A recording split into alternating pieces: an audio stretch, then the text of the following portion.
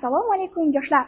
Bugun biz O'zbekiston bolalar tashkiloti Buxoro viloyat sardorlar jamoasi bilan birgalikda Abu Ali ibn Sino nomidagi Buxoro viloyati axborot kutubxona markaziga tashrif buyurdik. Assalomu alaykum Sevara opa. Bugun biz kutubxonaga sardorlar jamoasi bilan birgalikda tashrif buyurdik va bundan bag'oyatda xursandmiz. Iltimos, bizga kutubxona tarixi haqida ma'lumot berib o'tsangiz. Assalomu alaykum. Avvalambor xush kelibsiz kutubxonamizga.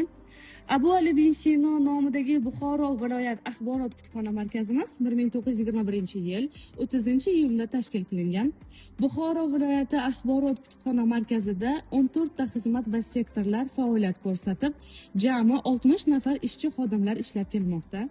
Markaz viloyatimiz tuman va shaharlarda faoliyat ko'rsatayotgan 12 ta axborot kutubxona markazlari uchun uslubiy markaz vazifasini bajaradi.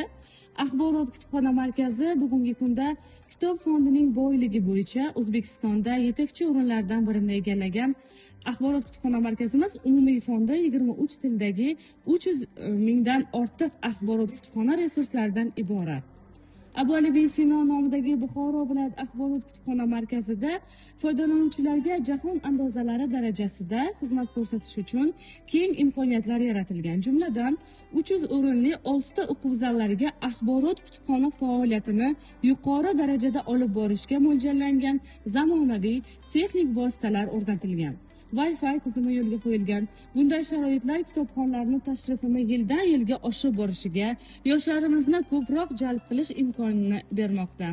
O'zbekiston va madaniy, ma'rifiy va yoshlar o'quv zallarida tashkil qilingan ochiq fondlar kitobxonlar uchun yaratilgan eng qulay sharoitlardan biri bo'ldi. Fondning ochiq tarzda joylashuvi foydalanuvchini kitob jamoalari oralab o'ziga zarur bo'lgan kitoblarni bemalol izlashi va buyurtma berishi, shuningdek kutubxona fondiga yangi olingan kitoblar bilan yaqindan tanishish imkonini beradi. Kutubxonamiz 7 dan 70 yoshgacha bo'lgan kitobxonlarga xizmat ko'rsatadi. Axborot kutubxona markazimizda muntazam ommaviy tadbirlar, kitob ko'rgazmalari, kitobxon tanlovlari, seminar treninglar, zakovat intellektual o'yinlari o'tkazilib kelinadi. Kutubxona tafakkur maskani, kitob esa qalb chirog'idir.